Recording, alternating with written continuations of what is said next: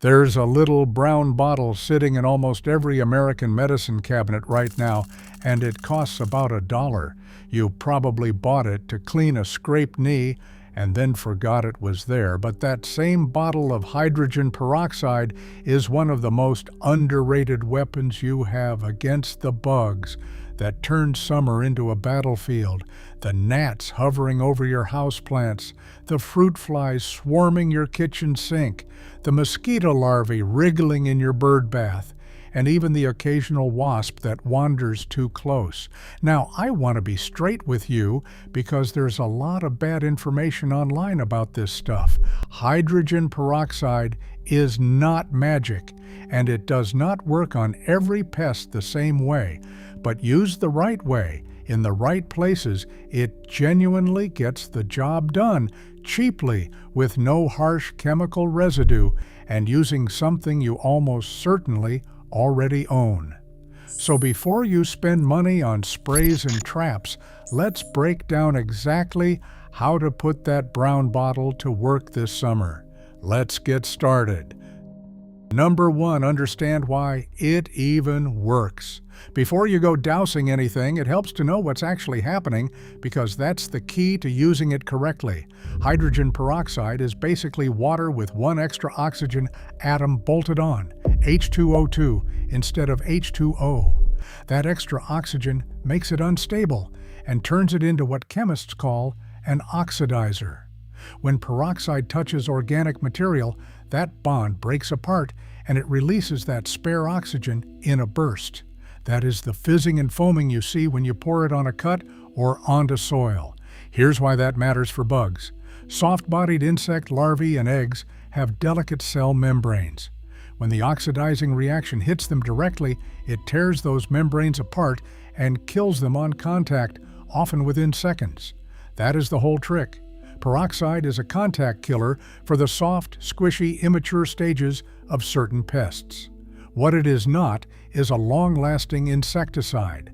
Once that reaction finishes, hydrogen peroxide breaks down into nothing but water and oxygen.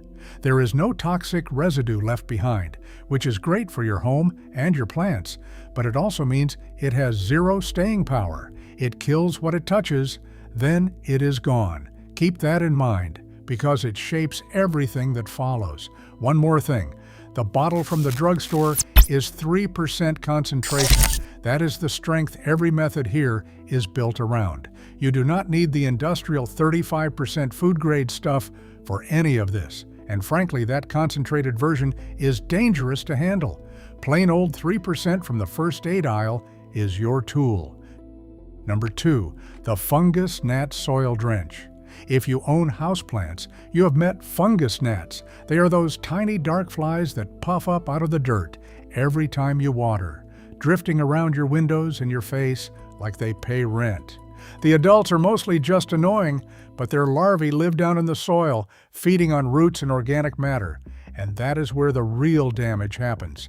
This is hydrogen peroxide's best trick, and it is genuinely effective.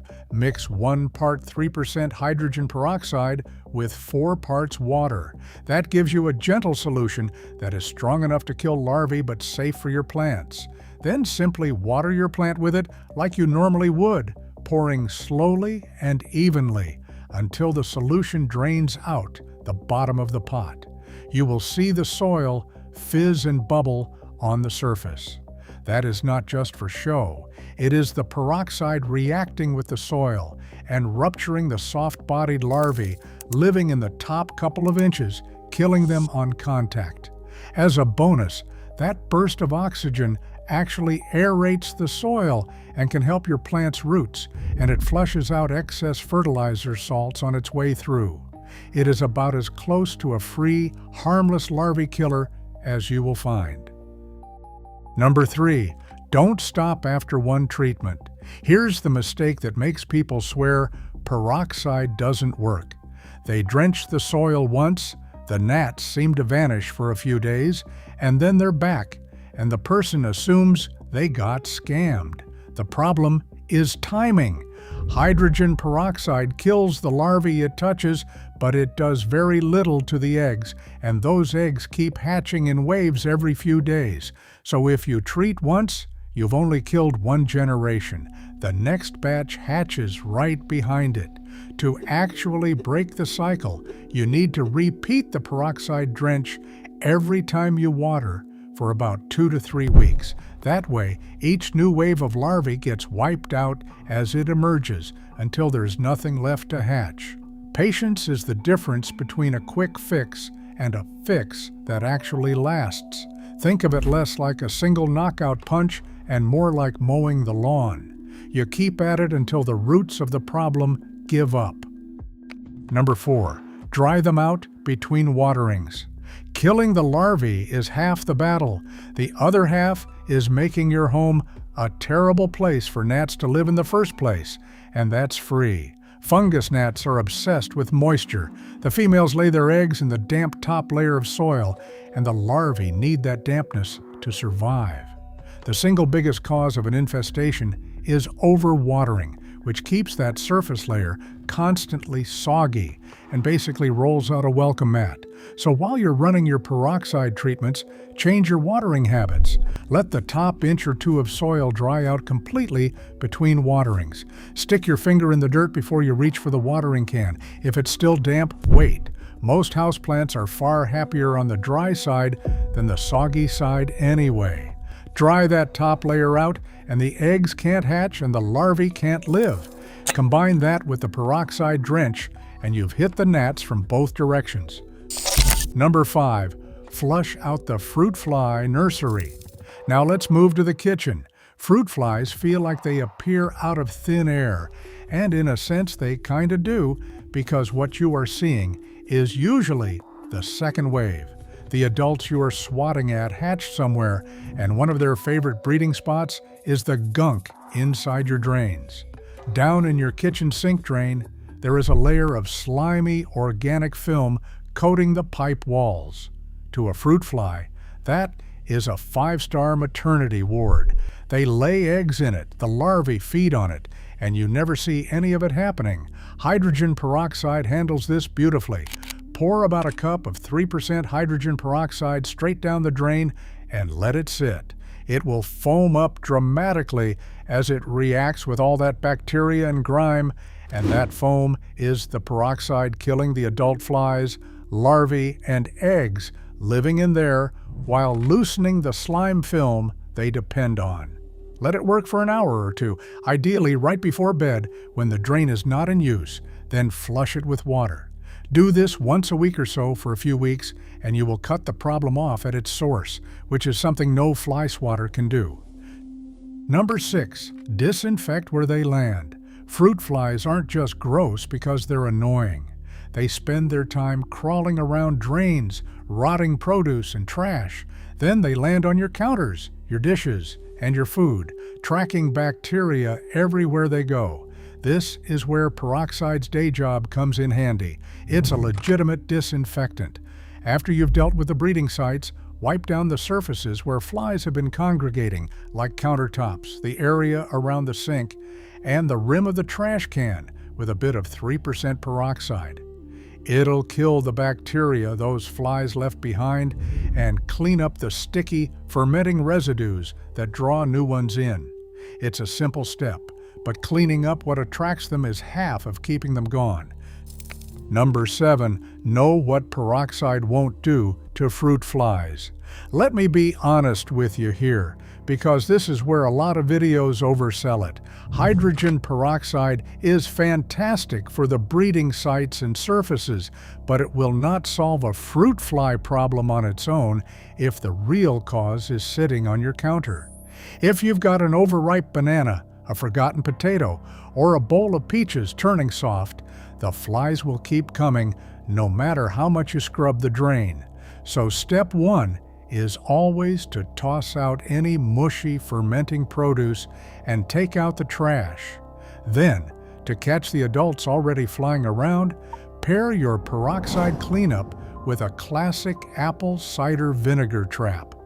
Use a little vinegar and a drop of dish soap in a cup. Cover it with plastic wrap and poke a few holes in it. The vinegar lures the adults in. The soap breaks the surface tension so they sink. Meanwhile, your peroxide kills the next generation in the drain. That 1-2 combo, peroxide on the source, vinegar trap on the adults, is what actually clears a kitchen. Number 8, wipe out mosquito larvae in standing water. Mosquitoes are the worst part of summer, and the secret to beating them is understanding that mosquitoes are born in water. Every single mosquito buzzing around your yard started life as a larva. Those are the little wrigglers you have probably seen squirming in a forgotten bucket. Kill them at that stage, and they never grow up to bite you. Mosquito larvae are soft-bodied and live right at the surface of stagnant water, which makes them a perfect target for peroxide's oxidizing punch. Backyard experiments and research on mosquito larvae both back this up. Adding hydrogen peroxide to standing water kills the larvae, often within a day. As a rough guide, a cup of 3% hydrogen peroxide poured into a 5-gallon container of water full of larvae will do the job, and it leaves behind nothing but water and oxygen once it has finished reacting. So, if you have a rain barrel, a clogged container, or any pocket of standing water that has turned into a wriggler nursery, a generous splash of hydrogen peroxide is a cheap, residue-free way to clear it out. Number 9, hunt down the hidden water. Here's the thing most people miss. A mosquito doesn't need a pond to breed, it needs about a bottle cap's worth of standing water. And your yard is full of tiny reservoirs you've never thought about. So before you start treating, go on a hunt. Check the saucers under your potted plants. Look in the bird bath, the dog's water bowl, the kids' toys left in the grass, the folds of a tarp, the bottom of the recycling bin, a sagging gutter, a wheelbarrow, the rim of an old tire. Anywhere water can collect and sit for a few days is a potential mosquito factory. For the spots you can't just dump out, like a bird bath you want to keep, or a rain barrel, peroxide gives you a way to kill the larvae without poisoning the water with harsh chemicals. For everything else, the move is even simpler. Tip it over and dump it. Honestly, eliminating standing water is the single most effective mosquito control there is, and it doesn't cost a thing. Number 10, don't fall for the repellent myth.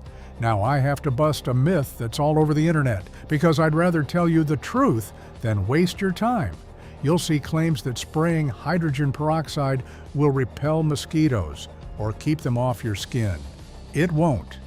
There is no good evidence that peroxide repels adult mosquitoes, and it is certainly not something you should be spraying on yourself for that purpose. Mosquitoes hunt you by tracking the carbon dioxide you breathe out and the chemicals on your skin, and a little peroxide does nothing to hide any of that. So here's where peroxide fits in the mosquito fight. It is a larvae killer for standing water, full stop. To actually keep adult mosquitoes off you, stick with what is proven. Eliminate that standing water, use fans on your patio since mosquitoes are weak flyers, and apply an EPA-registered repellent, like one containing DEET or picaridin when you are outside. Peroxide handles the nursery, and the repellents handle the grown-ups. Number 11, the Patio Surface Spray. There is one more modest way peroxide helps with mosquitoes, and it doubles as general cleanup.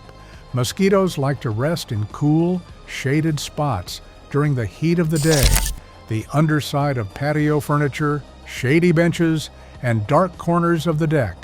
You can mix a spray of roughly 1 part 3% peroxide to 2 parts water and wipe down those hard surfaces.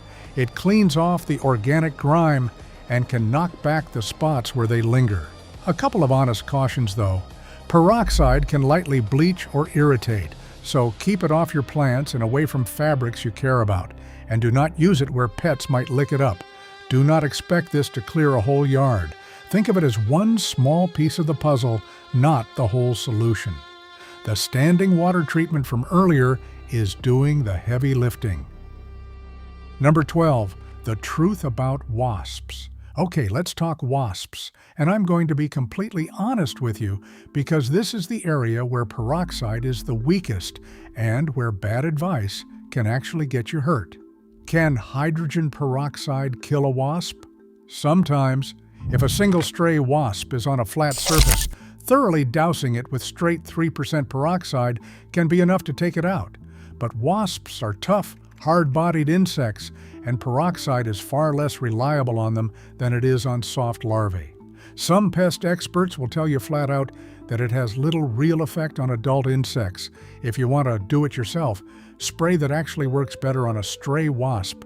Reach for dish soap and water instead. A heavy squirt of dish soap mixed into water coats the wasp and clogs the tiny breathing holes along its body, and that suffocates it fast. You can even mix a little peroxide in for cleanup, but the soap is what does the work. So for the odd wasp on your windowsill, sure, peroxide or soapy water can handle it, but read the next 2 sections before you go anywhere near a nest. Number 13, dissolve abandoned mud nests. Here's the one wasp job where hydrogen peroxide genuinely shines. It's not killing, it's cleanup. Mud daubers and other wasps build hard, crusty mud nests tucked into tight spots such as vents, eaves, the corners of sheds, and behind fixtures. Once a nest is empty and abandoned, scraping out that dried mud from a cramped space is a real pain. Pour or spray hydrogen peroxide onto an old mud nest, and it helps break down and dissolve the hardened material, making it far easier to clean out of those awkward little crevices. Just make absolutely sure the nest is abandoned and empty before you go poking at it. Which brings us to the most important point of all. Number 14, know when to walk away. This is the part I need you to actually hear, because safety matters more than saving a few bucks. Hydrogen peroxide is not a tool for taking down an active wasp nest. Wasps can sting repeatedly. They get aggressive when their nest is threatened, and spraying a live nest with a weak, unreliable solution is a fantastic way to get swarmed. A whole colony pouring out at once is genuinely dangerous, especially for anyone with a sting allergy, where a single sting can turn into a medical emergency. So if you have an active nest of any real size, leave the peroxide on the shelf. Either use a proper wasp and hornet spray designed to hit a nest from a safe distance, or call a professional. That is the smart move for anything large, high up, or near a doorway. There is no DIY trick worth an emergency room visit. Know your limits and walk away. Number 15, use it safely and store it right. A few quick rules to make sure your dollar store pest weapon stays safe and effective. First, hydrogen peroxide can irritate your eyes, skin, and throat, so do not spray it carelessly around your face. Rinse off any that lands on your skin. Wear gloves if you are working with it a lot. Second, never seal hydrogen peroxide and vinegar together in a closed container. On their own, they are fine, but combined they form peracetic acid, which is corrosive and irritating. Use them as separate steps, not mixed in one bottle. Third, light is hydrogen peroxide's enemy. That is exactly why it comes in an opaque brown bottle. Sunlight breaks it down into plain water and renders it useless. Keep it in its original dark bottle, cap it tightly, and store it somewhere cool and dark. If you have had a clear spray bottle of diluted peroxide sitting on a sunny windowsill for a month, it is probably just water now. Mix fresh batches when you need them. Number 16, a bonus trick for other garden pests. Since you've already got the bottle out, here's a bonus.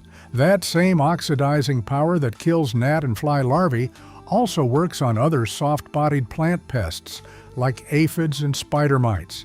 Mix equal parts 3% hydrogen peroxide and water and spray it directly onto infested plants, making sure to hit the undersides of the leaves where these pests like to hide. It kills the soft-bodied bugs and their eggs on contact. And because peroxide also has mild antifungal properties, it can help with powdery mildew and other fungal issues at the same time. Just test it on a single leaf first to make sure your particular plant tolerates it, and reapply after rain since, as you now know, it does not stick around.